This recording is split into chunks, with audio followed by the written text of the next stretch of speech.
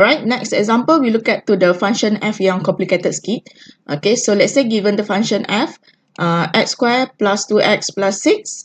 Okay, now we need to prove limit fx x approaches to 3 equals to 21. So, kita let c equals to 3 and then fx here is equals to this expression. Okay, and then 21 is L. So, we write down, so to find the limit, x square plus 2x plus 6, x approaches to 3 equals to 21. Okay, and then kita substitute C, L and fx into the definition.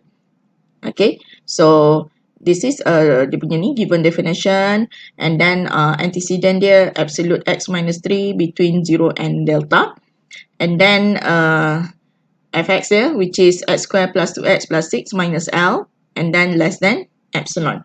Alright, so first step, we need to find the delta. So we need to do the scratch work.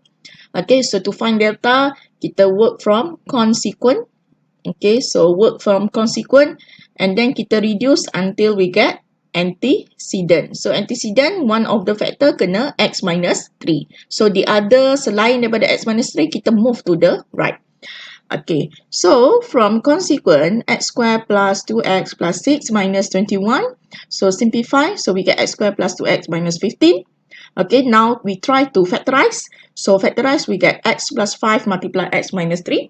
So one of the factor is x minus 3 dah ada. Now, we need to find the value of absolute x minus 5. Okay, so we cannot simply move x minus 5, x plus 5 to the right. Okay, so we need to find the value of x plus 5. So now, what we need to do is to find a bound of size x plus 5 when x close to 3. So to do that, we need to let absolute x minus 3. So kita ambil tadi x minus 3 tadi daripada sini juga. So absolute x minus 3 kita assume less than 1. Okay, so next, to eliminate the absolute, so we get the interval. So x minus 3 between minus 1 and 1. Okay, now kita move minus 3 to both sides. Okay, so minus 3 kita move to both sides jadi plus 3. So left hand side become 2, right side become 4. So x between 2 and 4.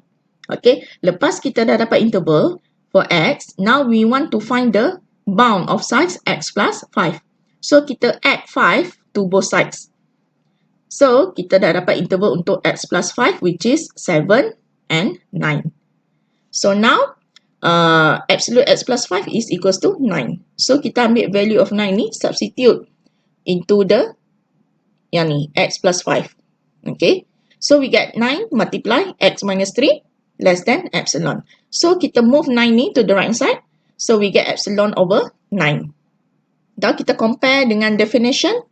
So delta dia is epsilon over 9. Okay, so, but dia punya to get epsilon over 9, kita kena find a bound and then kita kena assume the interval x minus 3 ni kena assume less than 1. Jadi cara nak tulis dia, kena tulis delta equals to minimum 1 because dia kena let kita assume less than 1. And then kat sini baru kita tulis delta which is epsilon over 9. Okay. So because of kita kena find bound less than 1, so delta dia minimum 1 epsilon over 9. Kalau example yang first tadi tu tak perlu tulis sebab kita tak cari bound. Okay, tak cari bound when dia punya interval less than 1. Okay, so after we get the delta, we can start to do formal proof. So formal proof macam biasa je. Okay, given epsilon greater than 0, and then we let delta minimum 1 epsilon over 9. Then kita start balik proof from consequent. Okay, simplify. So we get this and then kita substitute absolute x plus 5 with 9. Okay, and then substitute delta into x minus 3. So cancel 9 ni. So kita dapat equals to epsilon as required. Okay, next example. Find a delta which is greater than 0 so that x minus 2 less than delta. Implies that case of A, B and C. So kita nak cari delta. Okay, dia bagi problem. We want to find delta when dia punya antecedent dia is x minus 2 less than delta. Jadi A, B, C ni adalah consequent. Okay, kalau kita refer to the definition. Alright, so untuk A dia given by dia punya consequent dia is this. Okay, so nak senang faham, I rewrite. So we want to find delta. Okay, when delta dia kena greater than 0. Okay, so dia punya antecedent dia is 0 less than absolute x minus 2 less than delta, and then implies that fx.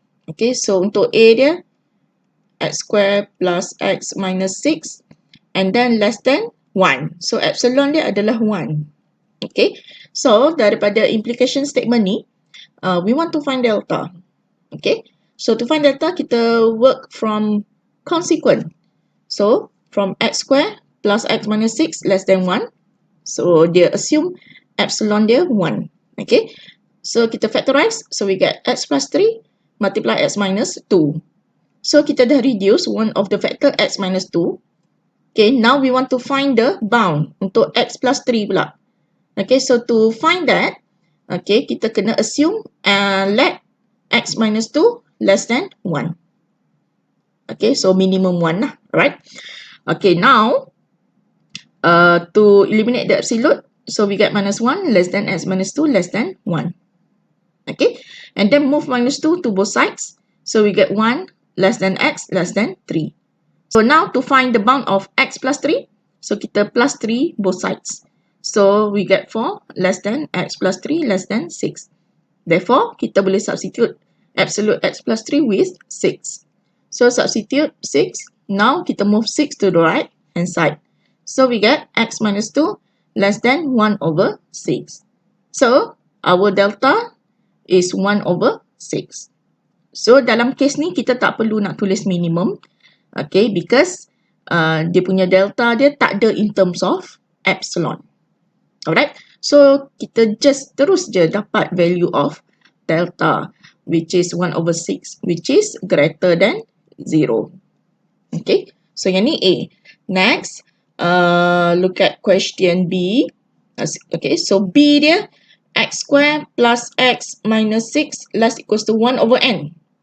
So epsilon dia tukar jadi 1 over n. Fx dia sama. Okay, so epsilon dia hanya tukar 1 over n. So now yang kita factorize left hand side, so substitute x minus 3 with 6 sebab sama je calculation dia. Okay, so we get delta dia is 1 over 6n. Okay, where n is natural number. Okay, next C. C fx dia sama, cuma dia less than epsilon. For given epsilon greater than 0. So C ni macam biasalah yang kita prove tadi tu. Cuma dia in terms of epsilon. So bila in terms of epsilon, okay, so kita substitute 6 sebab fx yang sama tadi. Okay, and then kita move 6, so kita dapat epsilon over 6. So conclusion delta dia is minimum 1 epsilon over 6. So yang ni kita kena tulis minimum. Sebab to get epsilon over 6, kita kena let absolute x minus 2 less than 1. Macam tadi yang kita solve dekat A ni. Okay, so because of dia punya delta dia in terms of epsilon, so we write delta equals to minimum 1, epsilon over 6.